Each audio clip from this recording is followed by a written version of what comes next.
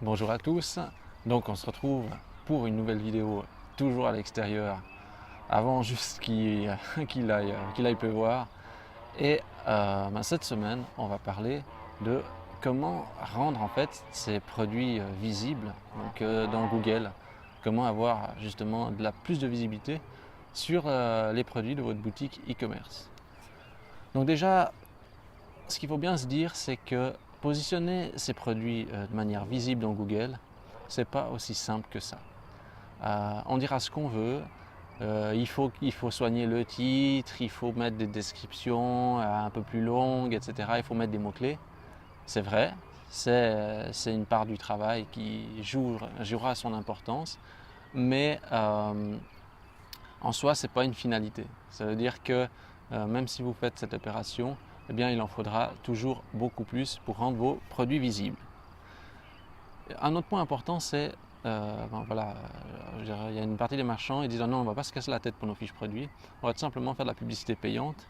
Donc moi, je qualifie en fait la méthode de publicité payante, que ce soit du Google AdWords ou toute autre méthode payante pour vendre un produit, je qualifie ça de méthode faible.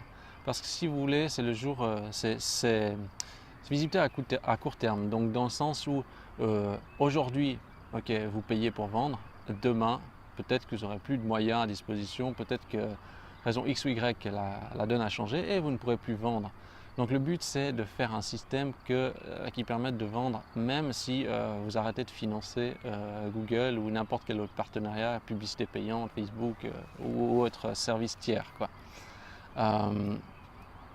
Donc pour moi, la publicité payante, c'est quand même toujours une vision, on va dire, à court terme.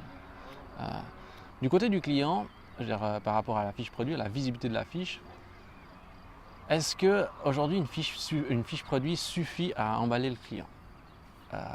Combien de fois j'étais sur un site juste en regardant une fiche produit puis je me suis dit ah, je vais acheter, trop bien. C'est assez rare. Pourquoi? Ce que je fais en principe, quand je vais acheter un produit, je fais le tour de multisites, donc de plusieurs sites différents. Je cherche souvent des tests sur le produit, je cherche des avis sur le produit, je veux du concret. Et rarement, je veux dire, sur le site du marchand, j'ai ces informations. Donc ce que je dois faire d'abord, c'est graviter tout autour. Et une fois que j'ai fait le tour de tous les sites, je fais ah, ok, maintenant je vais aller acheter. Et soyons clairs, c'est vrai que je vais aussi regarder le prix. Et je ne vais pas forcément acheter toujours le moins cher, ça dépend aussi. Il y a les frais de livraison, il y a plusieurs choses qui peuvent impacter, mais le prix, bien sûr, je vais regarder ça aussi. Mais la première chose que je fais, c'est que je cherche des informations sur le produit, je cherche quelqu'un qui l'a testé, je cherche des avis. Donc je ne cherche pas une explication du produit en lui-même. Ce produit lui-même, tout le monde a 3-4 lignes dans une fiche, on sait ce que c'est ça. Donc déjà, au niveau de l'émotion sur une fiche produit, c'est à 0%. Donc moi je vois une fiche produit, j'ai pas d'émotion, et c'est certainement ce qui se passe dans la plupart des cas clients.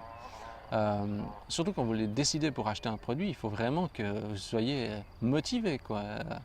En voyant juste quelques lignes de texte et 3 images, je ne suis pas sûr que ça soit suffisant, même si vous mettez les bons mots-clés, etc. Je pense qu'il y a quand même quelque chose à grappiller là-dessus. Donc ce qui est important, c'est qu'il faut se dire que l'internaute doit se poser des questions. C'est-à-dire, l'internaute, quand il fait une recherche, il se dit parfois je veux un t-shirt bleu, un t-shirt rouge, etc., un t-shirt Nike rouge, etc. Mais ce qu'il dit surtout, c'est qu'il se pose des questions. Ça veut dire comment, donc qui, on va dire qui, quoi, comment. Essayez de vous mettre à la place de la personne qui va acheter un produit, elle va se dire pour qui c'est ce produit, comment on l'utilise, qu'est-ce qu'on peut en faire, comment on le manœuvre, comment on le met en service, est-ce que c'est bien, est-ce que c'est durable. La personne va se poser des questions sur le produit. Des questions que votre fiche produit ne répondra jamais à ses exigences. Donc toutes ces problématiques que se pose justement l'acheteur, eh bien, c'est un élément très important pour être visible. Ça veut dire que toutes ces questions que vont se poser les personnes, en tout cas, vos pages risquent de ne pas sortir parce que finalement, vous dites juste, OK, produit, prix, description, c'est tout. Vous ne répondez pas à la problématique des gens. Et il faut savoir, c'est une bonne partie des gens recherchent par problématique ou par questionnement. Donc ça, c'est important à se mettre justement en tête qu'une fiche produit répond rarement, on va dire, à une attente, à une question ou à une problématique. La fiche produit est plus là, on va dire, au niveau déclaratif, c'est ok, vous êtes dans un supermarché, vous voyez l'affiche, ah ok, bon, ça s'arrête là, quoi. Il n'y a pas une volonté d'aider, d'aiguiller le client. Voilà. Et ça, je veux dire, je pense, dans la plupart des cas marchands, je vois rarement des sites très bien développés autour de la problématique du produit, etc. Donc, par exemple, je me disais, l'autre jour, j'ai fait un tutoriel là, de 4 heures sur ma tronçonneuse, le site d'exemple. Imaginons, moi je veux m'acheter une tronçonneuse, mais j'y connais rien. Ce qui est le cas justement, parce que moi, tronçonneuse, j'ai jamais manœuvré ça, mais j'ai décidé d'abattre un arbre. Voilà, je vais m'y mettre. Bon, déjà, peut-être même, je ne sais pas quelle tronçonneuse choisir, pour quelle utilité, quelle occasionnelle, est-ce que j'ai besoin d'une grosse, une petite tronçonneuse, est-ce qu'il me faut une électrique, il faut une à essence, la chaîne. Comment je change la chaîne de la tronçonneuse? Quelle chaîne je dois choisir? Est-ce que je dois la tendre? Est-ce que je dois la détendre? Est-ce qu'il y a un sens? Est-ce qu'il n'y a pas de sens? Est-ce que c'est simple à changer? Comment il faut mettre l'huile dedans? Quel volume? Quel type d'huile? Et quand je vais abattre l'arbre, comment je l'abats? Je fais comme ça d'un coup sec ou je dois faire un biseau ou j'en sais rien. Je ne suis pas expert des tronçonneuses, mais c'est des questions qu'en tant que client qui n'est pas expert, il va se poser des questions. Alors qu'est-ce qui va se passer?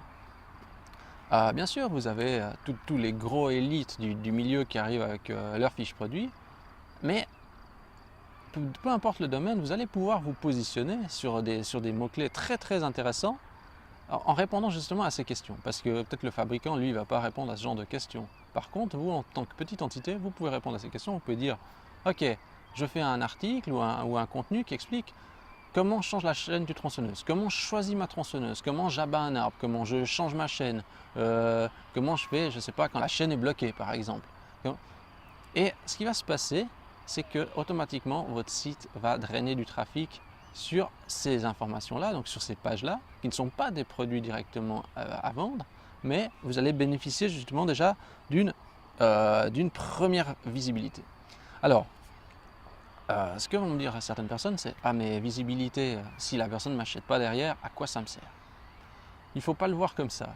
Il faut le voir dans un autre sens. C'est sur le contenu que vous avez créé pour répondre à une problématique, une question ou pour aider vos clients.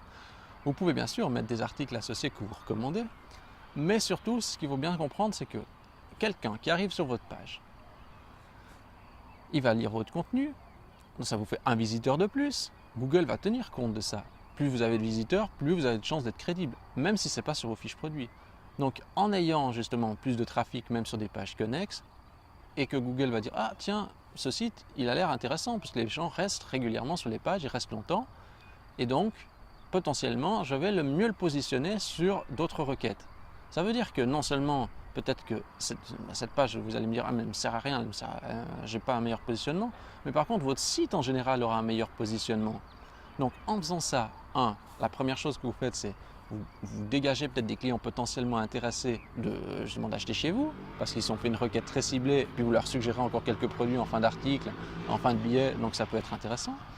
Mais en plus de ça, vous contribuez à la visibilité globale de votre boutique ou de votre site, tout simplement parce que vous répondez à une problématique, vous augmentez votre trafic et que par conséquent, eh bien, vous êtes plus visible. Enfin, au niveau de Google, vous avez une meilleure notoriété sur l'ensemble de votre site.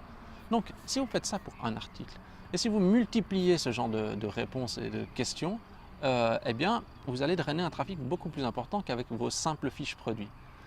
Ce qu'il faut vous poser comme question, c'est quelles sont les questions récurrentes en fait de mes clients? Qu'est-ce qu'ils me demandent souvent? Je ne sais pas, ça peut être j'ai donné ça pour les tronçonneuses, mais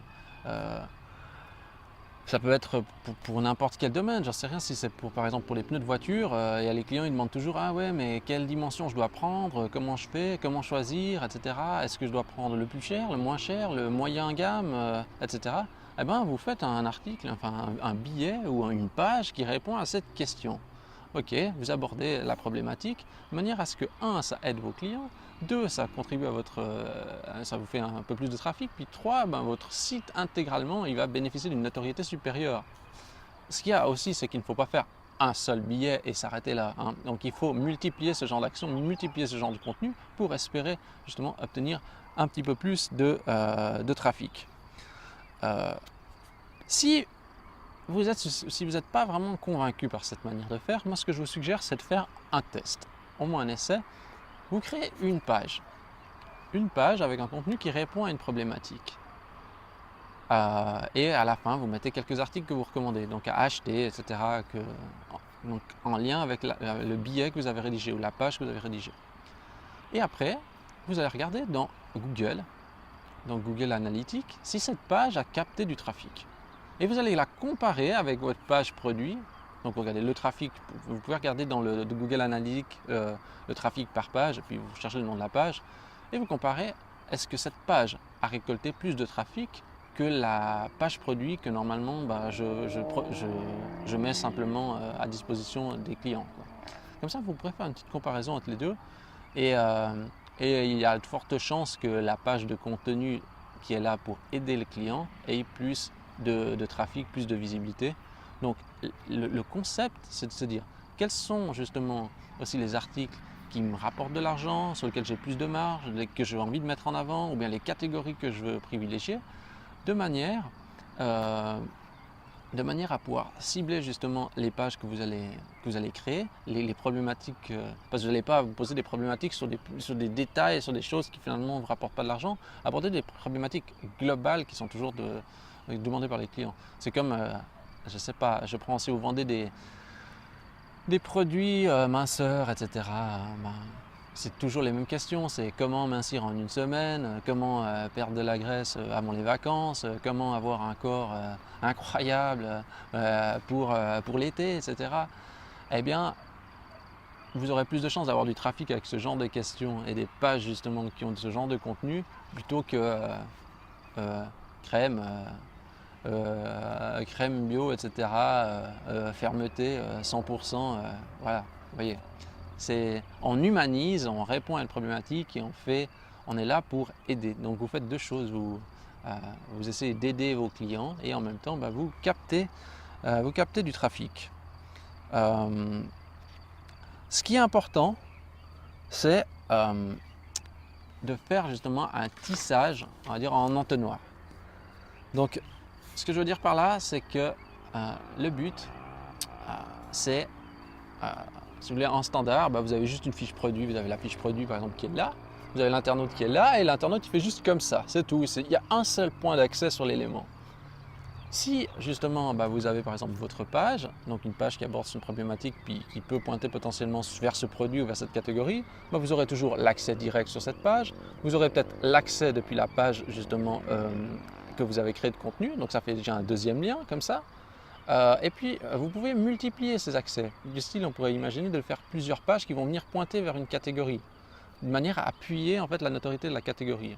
Justement, comme par exemple on parlait de la problématique, je sais pas, des tronçonneuses, eh bien on a peut-être à l'intérieur de la page qu'on va créer, on va faire une fois justement un lien vers la partie catégorie. Et on va multiplier, on va dire au premier rang comme ça, on fait justement peut-être plusieurs pages justement qui abordent les problématiques des tronçonneuses. Et puis toutes ces pages qui abordent les problématiques des tronçonneuses, eh bien, on fait pointer vers la catégorie tronçonneuse. Donc du coup, vous voyez, ça fait un espèce d'entonnoir puisqu'on a toujours toutes ces pages qui vont graviter autour, qui vont pointer automatiquement vers l'élément, on va dire, central de la catégorie. Voilà. Donc le but, c'est pas que ça fasse justement en ligne droite comme ça, mais tout simplement qu'il y ait un noyau central et que tout le reste essaie de se pointer vers ce noyau pour le renforcer. Donc en fait, l'idée, c'est vraiment de multiplier les points d'accès pour que justement on ait un espèce d'épicentre et que tout vienne se canaliser là-dessus. Après, il faut multiplier ces genres d'épicentres. Donc ça veut dire qu'on a fait peut-être pour les tronçonneuses, mais on peut faire toute la problématique par exemple pour les chaînes de tronçonneuses, peut-être faire une problématique sur comment choisir les meilleures huiles pour la tronçonneuse par exemple, etc. Et là du coup on n'est pas obligé de faire un billet qui répond à cette question, mais on peut faire plusieurs. On peut faire comment stocker son huile, comment, je sais pas, comment comment transvaser l'huile d'une tronçonneuse à une autre, ou genre, vraiment les problématiques sont multiples. L'idée c'est de multiplier aussi le questionnement sur une problématique pour toujours être plus visible. Donc voilà un petit peu le truc. Moi ce que je conseille en fait dans le cas présent, c'est tenter l'expérience avec ce que vous avez déjà. Vous n'avez pas besoin de créer un blog, de créer des choses incroyables d'une nouvelle plateforme. Ce que moi je conseillerais, c'est dans votre site, dans votre PrestaShop, vous pouvez créer des pages CMS, c'est tout simple. Juste une petite précision. Si vous créez des pages CMS dans PrestaShop, pensez bien dans la page CMS à écrire que cette page doit être indexée par Google. C'est très important parce que dans la page, il y a une option qui dit est-ce que cette page doit être indexée par Google? Pensez à mettre oui et pensez aussi à régénérer votre sitemap si vous ne le faites pas de manière automatisée à chaque jour. Pensez à regarder si le module sitemap est bien installé et que la tâche planifiée est bien exécutée chaque jour de manière à ce que la page soit après absorbée par Google. Parce que si vous mettez la page en non indexé puis qu'en plus le sitemap il n'est pas généré automatiquement, eh bien la page risque de ne pas sortir dans les résultats de Google. Donc voilà. Cette problématique liée aux produits, la visibilité des produits, elle est vraiment chez tous les marchands. Moi j'ai une vision comme ça, donc qui est peut-être un petit peu déjà différente du standard, dans le sens où j'essaye aussi de calquer sur mon raisonnement, sur ma manière de fonctionner. Je veux dire, quand je veux vraiment acheter un produit le moins cher possible, etc., je connais exactement de quoi il en retourne. Ok, on essaie d'aller voir sur Amazon s'il y a le meilleur prix, etc. Ça, c'est humain, hein, c'est sûr. Mais maintenant, quand je cherche un produit et que je ne sais pas trop qu'est-ce que je vais choisir, j'ai besoin d'experts, j'ai besoin de gens qui répondent à mes questions. Et ça, c'est un besoin vraiment récurrent.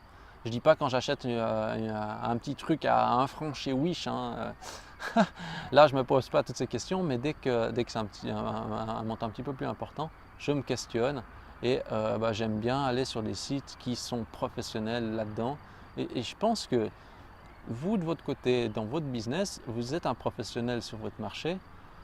Dans votre tête, il doit y avoir un contenu gigantesque, mais il n'est pas retranscrit par écrit. Et c'est dommage parce que les gens, ils peuvent des fois pas bénéficier de cette expérience. Des fois, vous discutez avec des gens, c'est des bibles vivantes, quoi. Mais leur savoir, il est en eux et il n'est pas retranscrit. Donc, vous êtes un pro dans quelque chose, pensez à transcrire vos connaissances, pensez à transcrire du contenu dans vos pages pour appuyer la visibilité de vos fiches produits. C'est une stratégie qui peut vraiment fonctionner. Donc voilà. Donc sur ce, si vous avez aimé cette vidéo, je vous invite à la liker, ça me fait toujours plaisir quand vous likez une vidéo. Si vous aimez ces vidéos, etc. Et puis en plus, si vous aimez vraiment quand je suis dehors, que c'est trop super, eh bien, n'hésitez pas à vous abonner à la chaîne YouTube. Ça me fait toujours plaisir. En plus, vous êtes de plus en plus nombreux. Là, il va falloir que je soigne la qualité pour la suite. Et sur ce, si vous avez en plus des commentaires à faire, des remarques ou des réflexions sur la problématique de la visibilité des fiches produits, n'hésitez pas à laisser un commentaire juste en dessous de la vidéo je vous répondrai. Et sur ce, je vous dis merci à tous et à la semaine prochaine pour une nouvelle vidéo.